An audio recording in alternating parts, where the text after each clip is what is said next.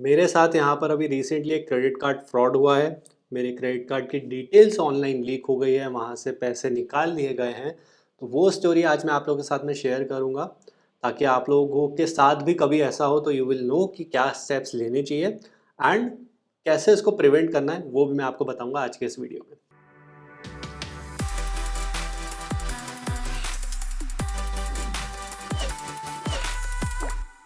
Hi guys, मेरा नाम है कृपेश आडवाणी।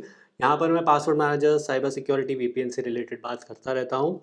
आज मैं आपको बताऊंगा मेरी एक स्टोरी जहाँ पर मेरा एक कार्ड लीक हो गया और मेरे बैंक अकाउंट में से पैसे भी कट गए। तो स्टेप नंबर 1 आता है कि इसको कैसे आइडेंटिफाई करें और मैंने कैसे इसको आइडेंटिफाई किया। देखो, हैकर्स का ना एक पैटर्न होता है जो अभी एट प्रेजेंट चल रहा है। दैट पैटर्न इज कि कोई भी उनको कार्ड डिटेल्स मिलती है उस पर $1 का ये लोग चार्ज करते हैं एंड देन वही $1 को रिफंड भी कर देते हैं। तो इससे जो कंज्यूमर रहता है उसको लगता है कि एक तो छोटी अमाउंट है, 80-90 रुपए है। उसके बाद ये वापस से रिफंड भी आ गया तो उसको लगता है कि ठीक है, नहीं ऐसे ही कुछ हुआ होगा, कोई रिकरिंग सब्सक्रिप्शन होगा जिसके चार्जेस उन्होंने कुछ वेरिफिकेशन के काटे होंगे एंड देन वापस से रिफंड कर दिया। That is done by hackers, ताकि उनको ये पता चल जाए कि कार्ड चल रहा है कि नहीं चल रहा है। एंड सेकेंड, यूजर्स इसको ज़्यादा नोटिस नहीं करते। अब एक बार यहाँ पे हैकर को पता चल गया कि आपका कार्ड चल रहा है, उसके बाद वो स्मॉलर इंक्रीमेंट्स में अपनी अमाउंट को वहाँ से निकालना शुरू कर देता है। फॉर एग्जांपल, उसके बाद अगले दिन वो उससे ₹200 निकालेगा, फिर उसके 5 मिनट बाद 1000 कर देगा, फिर उसके 5 मिनट बाद 10,000 कर देगा। तो इस तरीके से स्मॉल स्मॉल इंक्रीमेंट्स से बढ़ा अपनी अमाउंट्स को बढ़ाते जाता है। क्यों? क्योंकि एक बार में अगर वो कोई बड़ी अमाउंट निकालेगा तो हो सकता है कि ओटीपी का वेरिफिकेशन आ जाए, या फिर अ, हो सकता है बैंक ही उसको ब्लॉक कर दे considering the location he is accessing that from. इसलिए हमेशा स्मॉलर अकाउंट्स, स्मॉलर अमाउंट्स में उसको निकाला जाता है। एंड एक और बात ये रहती है कि वो एटीएम से नहीं निकालते हैं इसको। कभी भी वो एटीएम में आपके कार्ड के डिटेल्स को नहीं डालते हैं, वो इसके थ्रू कुछ परचेज कर लेते हैं, जैसे गिफ्ट कार्ड्स हो गए जिसको ट्रेस नहीं किया जा सके। एंड देन उसके बाद ऐप परचेज हो गई। उनकी कंपनी ने एक ऐप बना के रखा है, इन ऐप परचेज है। वो इन ऐप परचेज करते हैं एंड देन उससे वो ट्रांसफर हो जाता है उनके अकाउंट में, वो गूगल के थ्रू आता है। तो that's a very secure way to do it, क्योंकि अगर कोई भी ऐप परचेज करेगा उसको आप ट्रेस नहीं कर सकते और वो जो ऐप ओनर है वो बोलेगा कि ये मैंने किया ही नहीं है। तो काफ़ी सेफली इसको यहाँ पर एग्जीक्यूट किया जाता है कि हैकर को ट्रेस करना इम्पॉसिबल हो जाए। जितने उसने यहाँ पर रीराउट करता है, वो रीराउट करके अपने पास पैसे मंगा रहा है, उसको ट्रेस करना, उसको प्रूफ करना कि ठीक है, नहीं वो तुम ही हो, वो काफ़ी डिफिकल्ट हो जाता है। This is the pattern that you should be aware of. मैं अपने केस में बताऊँ तो मेरे केस में यहाँ पे पहले 18 नवंबर को एक ट्रांजैक्शन हुआ था जिसमें 92 रुपीज़ कटे थे। अब ये अगेन ये $1 वाला जो ट्रांजैक्शन है उसके बारे में बता रहा हूँ, मुझे रिफंड नहीं आया था एंड मैंने देन उसको यहाँ पे काफ़ी ज़्यादा देखा भी नहीं था। मुझे लगा कि ऐसे ही हुआ होगा, कोई छोटा-मोटा ट्रांजैक्शन होगा, तो मैंने तब ध्यान नहीं दिया। फिर नेक्स्ट अगेन यहाँ पर 18th को एक और अमाउंट कटा 272 का, तभी मैंने उसको यहाँ पे ज़्यादा ध्यान नहीं दिया, वो भी कट गया मेरा।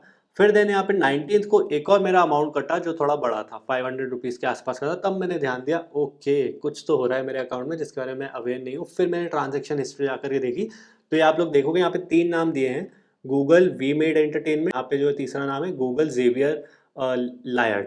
तो नाउ ये गूगल के पास नहीं जा रहा है, गूगल पे कोई ऐप्स हैं उस पे इन ऐप परचेज़ हुई है। देन यहाँ पर मैंने उसको आइडेंटिफ़ाई कर लिया कि अच्छा ठीक है, नहीं मेरा कार्ड यहाँ पे लीक हो चुका है। अब आता है स्टेप नंबर 2 कि आइडेंटिफ़ाई करने के बाद करना क्या चाहिए आपको। सबसे पहले अपने अकाउंट को फ्रीज़ कर दो, अपने कार्ड को फ्रीज़ कर दो यहाँ पर। सबसे पहले मैंने वही किया, अपने कार्ड को फ्रीज़ किया।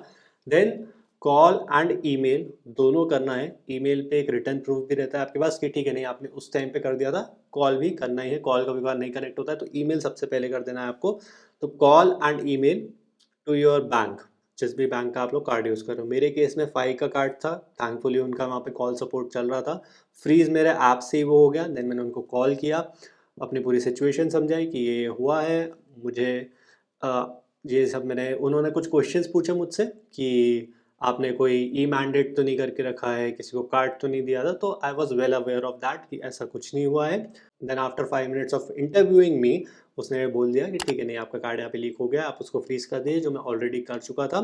एंड देन उसके बाद उन्होंने कहा कि वो कैशबैक आ जाएगा। उसके लिए आपको बोलना पड़ेगा कि नहीं मुझे वहाँ पे डिस्प्यूट फाइल करना है, जो मेरे आखिरी के 3 ट्रांजेक्शन्स हुए वो मैंने नहीं करे, आप वहाँ पे डिस्प्यूट फाइल करो, आप मुझे वहाँ पे कैशबैक दिलाओ, वो ट्रांजेक्शन्स मैंने नहीं करे हैं, वो आपको यहाँ पर बोलना पड़ेगा। उसके बाद if you want you can have a complaint in cyber police as well. मैंने नहीं किया क्योंकि मेरे यहाँ पर जो ट्रांजैक्शंस की अमाउंट थी वो बहुत बड़ी नहीं थी, इसीलिए मैंने नहीं किया। इफ़ यू वांट, और अगर ट्रांजैक्शंस की अमाउंट आपकी बड़ी हो तो हो सकता है कि बैंक भी यहाँ पर आपको बोले कि पहले यहाँ पर आप एफआईआर करो।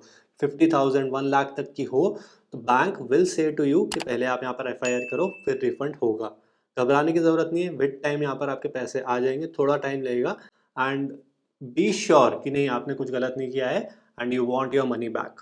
अब आता है तीसरा स्टेप कि इसको प्रिवेंट कैसे किया जाए। सबसे पहले अपने कार्ड की डिटेल्स हमेशा किसी रेप्यूटेड वेबसाइट पे डालो, और अगर कोई नई वेबसाइट है तो देखो वो पेमेंट गेटवे कौन सा यूज़ कर रहे हैं। स्ट्राइप हो, पेपाल हो, मतलब कुछ रेजर पे हो, पेटीएम हो, तो कुछ रेप्यूटेड यहाँ पे पेमेंट एस्टैब्लिश्ड पेमेंट गेटवेज होने चाहिए।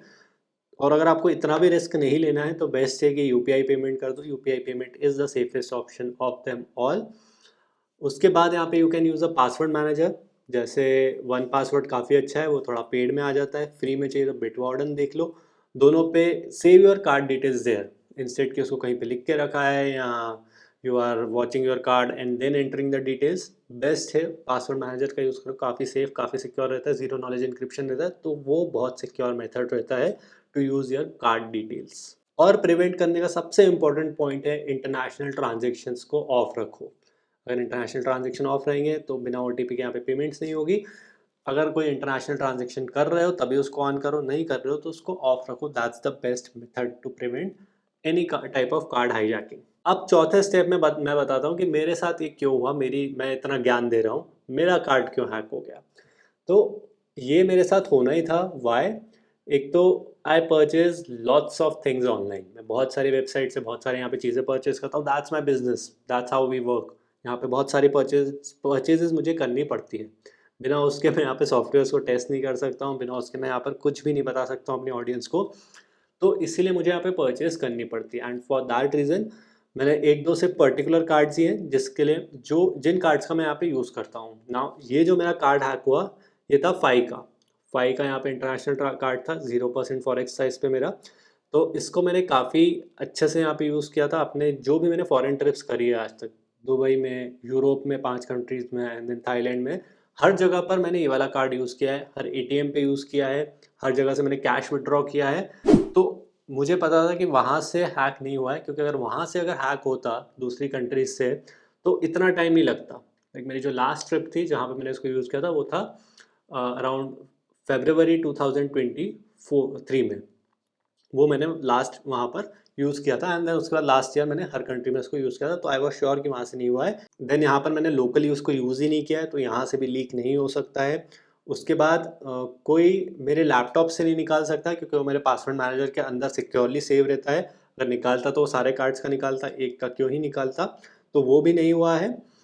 अब एक जो ओनली पॉसिबिलिटी यहाँ पे बचती है वो यही है कि मैंने इस कार्ड को बहुत सारी वेबसाइट्स पे यूज़ किया है जहाँ पे ये डेटा सेव रहता है। इसका टोकनाइजेशन अभी रिसेंटली होना स्टार्ट हुआ है, पहले इसके टोकनाइजेशन वगैरह नहीं होते थे और बहुत सारी वेबसाइट्स पे अभी भी नहीं होते हैं। तो वो जो इन्फॉर्मेशन है वो दूसरी की वेबसाइट पे थी, इस वेबसाइट पे थी जहाँ पर टोकनाइजेशन भी अवेलेबल नहीं था at that point of time, उसने सेव करके रखा था। एंड देन वो वहाँ से वेबसाइट का डेटा हैक हो गया और वो वहाँ से लीक हो गया, एंड इसमें मैं यहाँ पे कुछ भी नहीं कर सकता हूँ। मेरे इंटरनेशनल ट्रांजेक्शन्स ऑन थे, इसीलिए यहाँ पे डिडक्शंस हुए। अगर वो ऑफ रहते तो ये डिडक्शंस यहाँ पे नहीं होते, मुझे पहले ओटीपी आ जाता। इनफैक्ट यहाँ पे कार्ड फ्रीज किया है, उसके बाद मुझे 2 ओटीपीज और आए हैं। एक 5,000 के अमाउंट में ट्रांजेक्शन था, एक 6,500 के अमाउंट में ट्रांजेक्शन था, तो वो मेरे यहाँ पे बड़ी अमाउंट बच गई because I was aware and fortunate enough कि जब वो मैसेज आया तब मैंने देख लिया। बहुत बार यहाँ पर मैं उसको स्वाइप कर देता हूँ, बट थैंकफुली उस दिन मेरी यहाँ पे बत्ती जल गई तो वो मैंने देख लिया, इसीलिए वहाँ पे मेरे यहाँ पे पैसे बच गए, ज़्यादा नहीं गए। अभी तक मेरे पास यहाँ पे रिफंड नहीं आया है, बट डिस्प्यूट उसका चालू है एंड आई एम होपिंग कि अगले 10 दिनों में वो आ जाएगा। नाउ आई होप यहाँ पर आपको मेरे एक्सपीरियंस से कुछ सीखने को मिला होगा। Do let me know if you had a similar experience, do let us know. जितनी भी ऑडियंस देख रही है उन सबको यहाँ पे बताओ कमेंट सेक्शन में कि क्या हुआ, क्या किया, क्या नहीं हुआ, ताकि लोग लेटेस्ट ट्रेंड से अपने आप को अपडेट रख पाएँ। I hope आपको अच्छा लगा होगा. Do let me know your suggestions. If you want more of these my personal stories, do let me know in the comment section below. And I'll see you guys in the next one. Thank you so much.